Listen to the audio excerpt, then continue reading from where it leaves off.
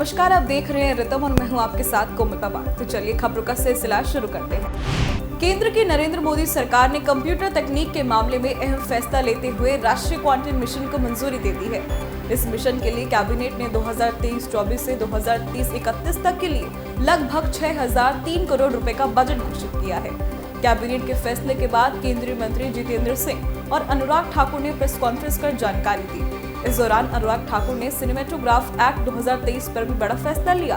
केंद्रीय मंत्री अनुराग ठाकुर ने कहा कि बहुत समय से मांग थी कि पारिसी पर कुछ किया जाए। आज कैबिनेट ने अनुमति दी है कि संसद के आने वाले सेशन में सिनेमेटोग्राफ एक्ट 2023 लाया जाएगा। केंद्रीय गृह मंत्री अमित शाह ने आज एंटी नारकोटिक्स टास्क फोर्स के राज्य और केंद्र शासित प्रदेशों के प्रमुखों के पहले राष्ट्रीय सम्मेलन का उद्घाटन किया। इस दौरान अमित शाह ने कहा कि मोदी सरकार नशे के खतरे को खत्म करने के लिए प्रतिबद्ध है। उन्होंने साफ तौर पर कहा कि हम 2047 तक एक नशा मुक्त भारत की स्थापना करेंगे। केंद्रीय गृह मंत्री ने कहा कि हमने पीएम मोदी के मार्गदर्शन में सबसे प्रमुख लक्ष्य तय किया है कि 2047 में हम ड्रग फ्री भारत का निर्माण करेंगे।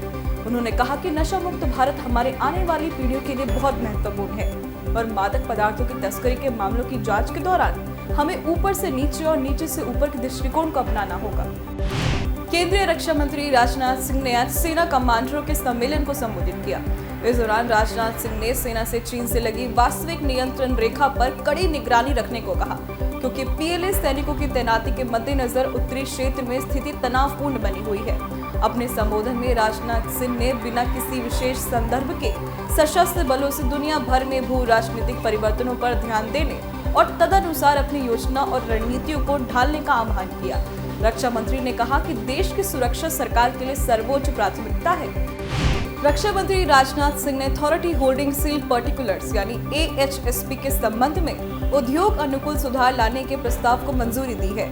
AHSP वह प्राधिकरण है जो रक्षा उत्पादों के संपूर्ण इतिहास और तकनीकी जानकारी को सामने लाने, उसके रखरखाव, उन्नयन या उन्हें अप्रचलित घोषित करने के लिए जिम्मेदार होता है। मौजूदा प्रक्रिया के तहत उद्योग जगत को बदलते समय के अनुसार अपने उत्पादों और तकनीकों में सुधार लाने में कुछ दिक्कतों का सामना करना पड़ रहा था।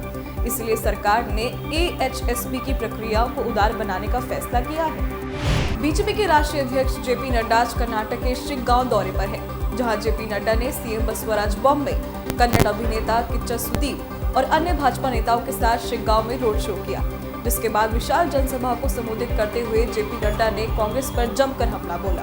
भाजपा के राष्ट्रीय अध्यक्ष JP नड्डा ने कहा कि कांग्रेस का मतलब कमीशन, भ्रष्टाचार और अपराधीकरण है। मैं यहाँ सभी से विकास के लिए मतदान करने की अपील करने आया हूँ। साथ ही नड्डा ने कहा कि कांग्रेस का कोई भी नेता हो, वो नेता नहीं है बल्कि ATM को चलाने वाले लोग हैं। नड्डा ने कहा कि केंद्र जब यहाँ लोगों को पैसा भेजेगी तो पैसा आप लोगों को न मिलकर दिल्ली कांग्रेस को ट्रांसफर होगा।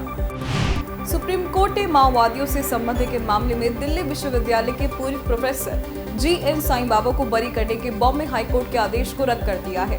सुप्रीम कोर्ट ने GN साईं बाबा के खिलाफ माओवादी संबंध मामले को गुण दोष के आधार पर नए सिरे से विचार करने के लिए बॉम्बे हाईकोर्ट के पास दोबारा भेज दिया है। बता दें कि साल 2014 में नक्सलियों से संबंध मामले में साईं बाबा की गिरफ्तारी हुई थी और इस समय वे नागपुर सेंट्रल जेल में बंद है।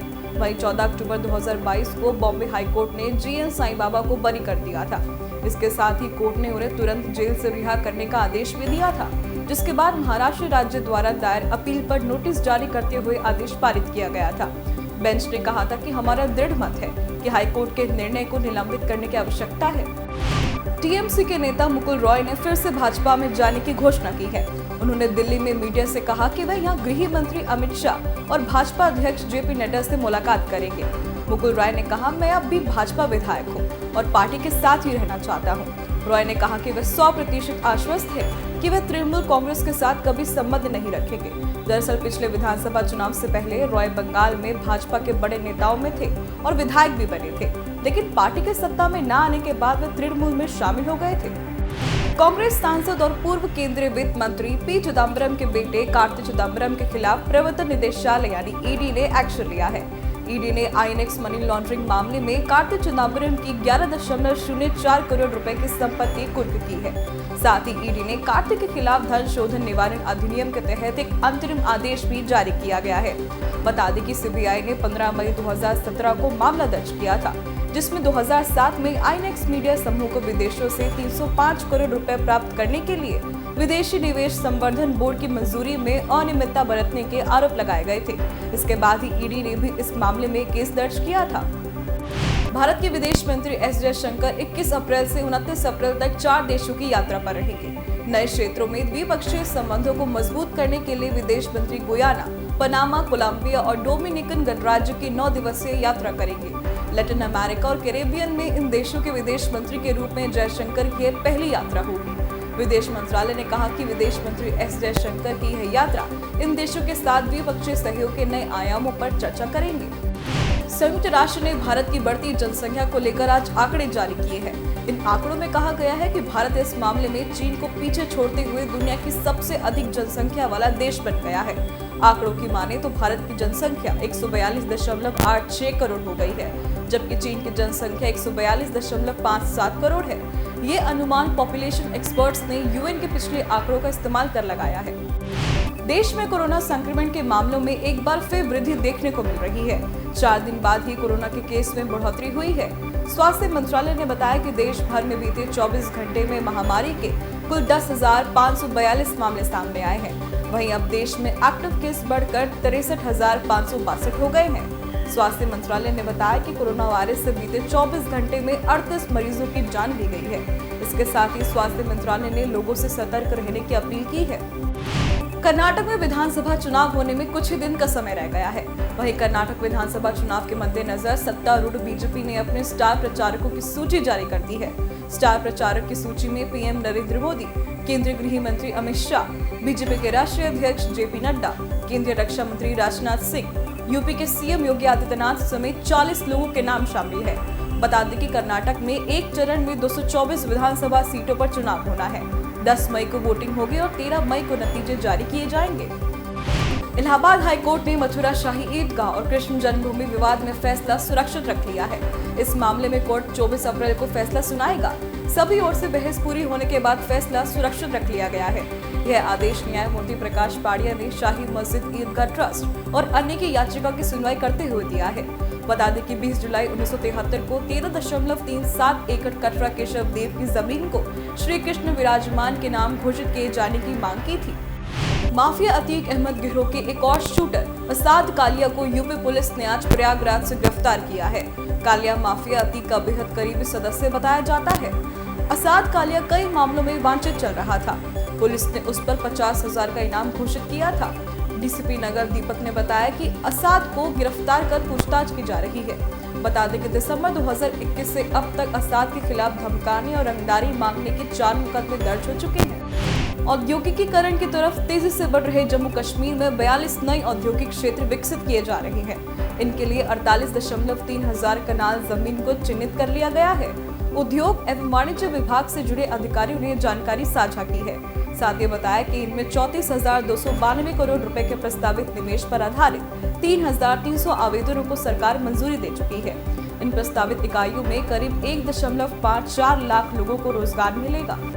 मध्य प्रदेश सरकार की नजर अब मदरसों पर है, जिसे लेकर आज प्रदेश के सीएम शिवराज सिंह चौहान ने भोपाल में कानून व्यवस्था की स्थिति की समीक्षा के लिए एक उच्च स्तरीय बैठक की है, जिसमें सीएम शिवराज सिंह चौहान ने अवैध मदरसों पर पैनी नजर रखने के लिए सख्त निर्देश दिए। चौहान ने कहा, अवैध मदरसों, संस्थानों और कट्टरता का पाठ पढ़ाने वाले संस्थानों पर नजर रखी जाए। इन सभी संस्थानों का रिव्यू किया जाए। कट्टरता और अतिवाद फैलाने वालों के खिलाफ कार्रवाई करें। बैठक में गृह मंत्री नरोत्तम मिश्रा और पुलिस प्रशासन के वरिष्ठ अधिकारी मौजूद थे। हेमंत सरकार की नियोजन नीति के खिलाफ आदिवासी छात्र संगठन, झारखंड स्टेट स्टूडेंट यूनियन समेत विभिन्न छात्र संगठनों की ओर से आज झारखंड बंद का ऐलान किया गया है। बंद की इस घोषणा का असर यह रहा कि सभी स्कूलों ने अपने यहाँ छुट्टी कर दी है।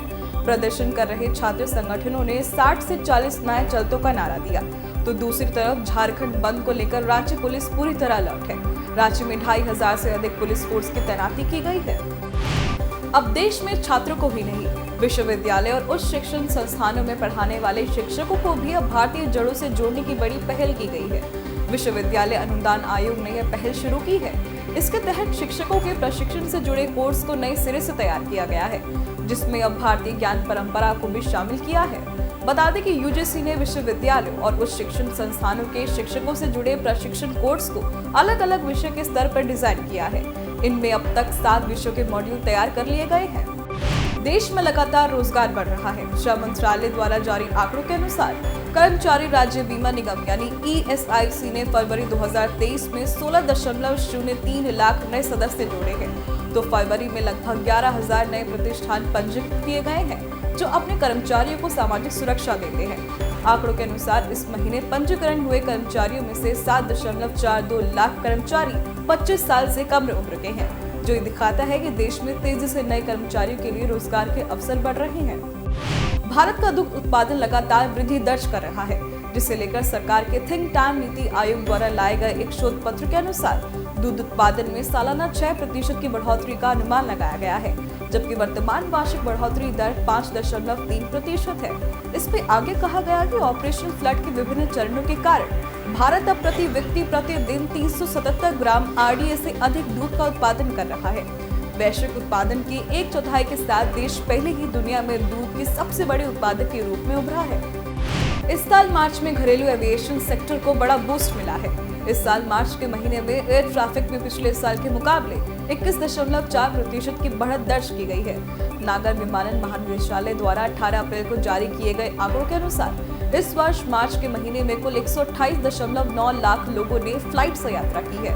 वहीं पिछले साल इस दौरान 106.2 लाख रुपए लोगों ने मार्च में हवाई यात्रा की थी। तो वहीं मार्च 31 तक खत्म हुई तिमाही में पिछले साल के मुकाबले एयर ट्रैफिक में 51.7% की बढ़त दर्ज की गई है।